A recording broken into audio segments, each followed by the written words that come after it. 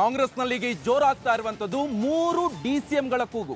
ಈಗ ಸತೀಶ್ ಜಾರಕಿಹೊಳಿ ಬಳಿಕೆಯಾಗ ಎಂಬಿ ಪಾಟೀಲ್ ಅವರು ದೆಹಲಿ ಟೂರ್ ಅನ್ನು ಮಾಡ್ತಾ ಇದ್ದಾರೆ. ಇದು republic and the political exclusive ಸುದ್ದಿ. ಇದು ಹೈಕಮಾಂಡ್ ಭೇಟಿಗೆ ಮುಂದಾಗಿದ್ದಾರೆ. ಮತ್ತೊಬ್ಬ ಸಚಿವ ವಾಲ್ಮೀಕಿ ಆಯಿತು, ಈಗ ಲಿಂಗಾಯತ ಸಚಿವರ ಸರದಿ. ಹೈಕಮಾಂಡ್ ಭೇಟಿಗೆ ಸಚಿವ ಎಂಬಿ ಪಾಟೀಲ್ ಪ್ಲಾನ್ ಅನ್ನು ಮಾಡಿಕೊಂಡಿದ್ದಾರೆ. ಲೋಕಸಭಾ ಚುನಾವಣೆ ಒಳಗೆ 3 ಡಿಸಿಎಂಗೆ ಒತ್ತಾಯವನ್ನ ಮಾಡ್ತಾ ಇರುವಂತದ್ದು.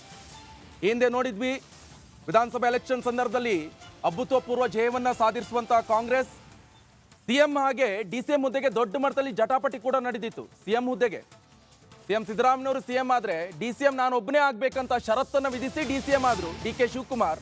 ಆದ್ರೆ ಈಗ ಸ್ವಪಕ್ಷದಲ್ಲೇ ಅಸಮಾಧಾನ ವ್ಯಕ್ತವಾಯಿತು. ಸತೀಶ್ ಜಾರಕಿಹೊಳಿ ನಂತರ ಈಗ ಎಂಬಿ ಪಾಟೀಲ್ ಅವರ ಸರದಿ. ಈಗ ಎಂಬಿ ಪಾಟೀಲ್ ಅವರು ಕೂಡ ದೆಹಲಿ ಯಾತ್ರೆಯನ್ನ ಇಟ್ಕೊಳ್ಳುವಂತ ಪ್ಲಾನ್ ಮಾಡ್ಕೊಂಡಿದ್ದಾರೆ. ಒಟ್ಟಾರೆಯಾಗಿ ನೆಕ್ಸ್ಟ್ ಈಗ ಲೋಕಸಭಾ ಎಲೆಕ್ಷನ್ ಬರ್ತದೆ. ಲೋಕಸಭಾ ಎಲೆಕ್ಷನ್ ಒಳಗಡೆ ನಮ್ಮನ್ನು ಕೂಡ ಉಪಮುಖ್ಯಮಂತ್ರಿಯಾಗಿ ಮಾಡಬೇಕು, ಆ ನಿಟ್ಟಿನಲ್ಲಿ ಸಮುದಾಯವಾರು ಸರದಿಯನ್ನ ಮಾಡ್ತಾ ಇದ್ದಾರೆ. ನಾವು ಕೂಡ ಆಕಾಂಕ್ಷಿ ಡಿಸಿಎಂ ಒಂದು ಎನ್ನುವಂತ ನಿಟ್ಟಿನಲ್ಲಿ ಇವರು ಕೂಡ ಒತ್ತಾಯವನ್ನು ಮಾಡುವಂತ ನಿಟ್ಟಿನಲ್ಲಿ ನೆಕ್ಸ್ಟ್ ದೆಹಲಿ ಟೂರ್ ಅನ್ನ ಇಟ್ಕೊಂಡಿರುವಂತದ್ದು. ಒಟ್ಟಾರೆಯಾಗಿ 3 ಡಿಸಿಎಂ ಅನ್ನ ಮಾಡಬೇಕು. ಕಾಂಗ್ರೆಸ್ನಲ್ಲಿ ಮತ್ತೆ ಜೋರಾಗ್ತಾ ಇರುವಂತದ್ದು 3 ಡಿಸಿಎಂ ಕೂಗಿದು. ಸಮುದಾಯವಾರು ಉಪಮುಖ್ಯಮಂತ್ರಿ ಪಟ್ಟಕ್ಕೆ ಒತ್ತಡವನ್ನ ಹೇರ್ತಾ ಇದ್ದಾರೆ. ಹೈಕಮಾಂಡ್ ಭೇಟಿಗೆ ಮುಂದಾದ ಸಚಿವ ಎಂಬಿ ಪಾಟೀಲ್ ಈಗ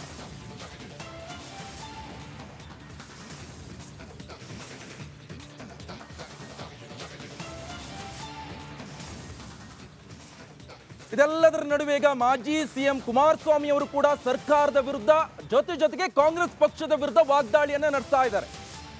ಸರ್ಕಾರಕ್ಕೆ ಹಿಗ್ಗಾಮುಗ್ಗಾ ಕ್ಲಾಸ್ ಅನ್ನ ತೆಗೆದುಕೊಂಡಿದ್ದಾರೆ ಮಾಜಿ ಸಿಎಂ ಕುಮಾರಸ್ವಾಮಿ ಅವರು. ರೈತರ ಹಿತವನ್ನ ಮರೆತು 3 ಡಿಸಿಎಂ ಎನ್ನುವ ಗುಂಗಿನಲ್ಲಿದೆ ಸರ್ಕಾರ. ಲೋಕಸಭಾ ಚುನಾವಣೆ ಗೆಲ್ಲುವ ಇರಾದಿಯಲ್ಲಿ ರೈತರನ್ನ ಮರೆತೋಗಿದೆ ಸರ್ಕಾರ. ರೈತರ ಬಗ್ಗೆ ಒಂಚೂರಾದ್ರೂ ಕಿಂಚಿತ್ತು ಕಾಳಜಿ ಇಲ್ಲ ಅಂತ ಆಕ್ರೋಶವನ್ನ ಹೊರಹಾಕಿದ್ದಾರೆ ಮಾಜಿ ಸಿಎಂ ಎಚ್.ಡಿ. ಕುಮಾರಸ್ವಾಮಿ ಅವರು. ಬೆಳೆಯನ್ನು ಉಳಿಸಿಕೊಳ್ಳಲು ನೀರಿಲ್ಲದೆ ರೈತರು ಹೆಣಗಾಡ್ತಿದ್ದಾರೆ.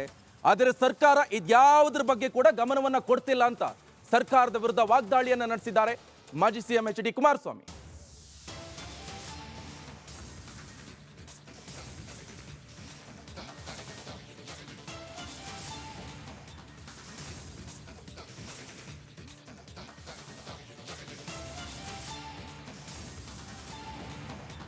ಇನ್ನು ಕಾಂಗ್ರೆಸ್ ಪಕ್ಷದಲ್ಲಿ ಹಿರಿಯ ಎಂಎಲ್ಎಗಳಿದ್ರು, ಅವರಿಗೆ ಸ್ಥಾನಮಾನ ಸರಿಯಾಗಿ ಸಿಕ್ಕಿಲ್ಲ ಅಂತ ಅವರು ಕೂಡ ಅಸಮಾಧಾನವನ್ನು ವ್ಯಕ್ತಪಡಿಸ್ತಾ ಇದ್ರು.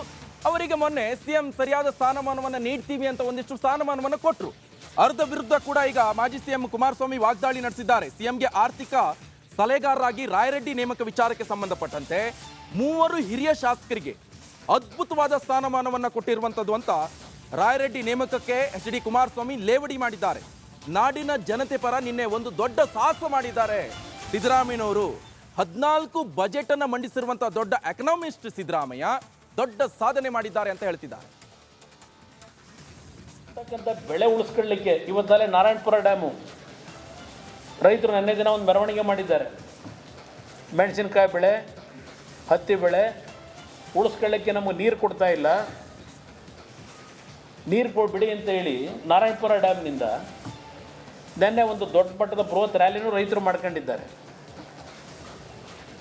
ಇದರ ಬಗ್ಗೆ ಸರ್ಕಾರಕ್ಕೆ ಏನಾದರೂ ರೈತರ ಬಗ್ಗೆ ಚಿಂತನೆ ಇದೆಯಾ ನಿಮಗೆ ಈಗ ಮಾತೆತ್ತಿದ್ದಾರೆ ಅದೆಂಥದ್ದು 3 ಡೆಪ್ಟಿ ಸಿ ಎಂ ಮಾಡಬೇಕು, ಪ್ರತಿ ಜಾತಿಗೆ ಒಂದೊಂದು ಡೆಪ್ಟಿ ಸಿ ಎಮ್ನ ಮಾಡಬೇಕಾಯ್ತದೆ ಲೋಕಸಭಾ ಚುನಾವಣೆ ಗೆಲ್ಲಲಿಕ್ಕೆ. ಈ ಗುಂಗಲೇ ಇದ್ದೀರಿ. ಹಿರಿಯ ಶಾಸಕರಿಗೆ ಅದರಲ್ಲಿ ಪ್ರಮುಖವಾಗಿ 14 ದಾಖಲೆಯ ಬಜೆಟನ್ನು ಮಂಡನೆ ಮಾಡಿರ್ತಕ್ಕಂಥ ನಮ್ಮ ರಾಜ್ಯದ ಮುಖ್ಯಮಂತ್ರಿಗಳಿಗೆ ಆರ್ಥಿಕ ಸಲಹೆಗಾರರಾಗಿ ವಿಶ್ವದ ಎಕನಾಮಿಸ್ಟ್ ಅವರು, ತಜ್ಞರು ಅವರು ನಿನ್ನೆ ಎಂಥ ದೊಡ್ಡ ಸಾಹಸ ಮಾಡಿದ್ದಾರೆ ನಾಡಿನ ಜನತೆ ಪರವಾಗಿ. ಅವರಿಗೆ ಈಗ ಈ ಮುಖ್ಯಮಂತ್ರಿಗೆ ಆರ್ಥಿಕ ಸಲಹೆಗಾರರು ಯಾರಾದರೂ ಎಕನಾಮಿಕಲಿ ಆರ್ಥಿಕ ತಜ್ಞರನ್ನ ಇವತ್ತಿನ ಈ 5 ಗ್ಯಾರಂಟಿಯ ಹೊಡೆತ ಏನಿದೆ ನಿಮಗೆ ಸರಿಪಡಿಸ್ಕೊಳ್ಳಿಕ್ಕೆ ಅನುಭವ ಇರತಕ್ಕಂಥ ಒಬ್ಬ ಆರ್ಥಿಕ ತಜ್ಞನ ನೀವು ನೇಮಕ ಮಾಡ್ಕೊಂಡಿದ್ರೆ ಸೆಲ್ಯೂಟ್ ಮಾಡ್ತಿದ್ದೆ ನಿಮಗೆ ಸಿದ್ದರಾಮಯ್ಯನವರೇ. ಇವೇನು ಗಂಜಿ ಕೇಂದ್ರಗಳ ಸರ್ಕಾರದ ಈ ರೀತಿಯ ತೀರ್ಮಾನಗಳು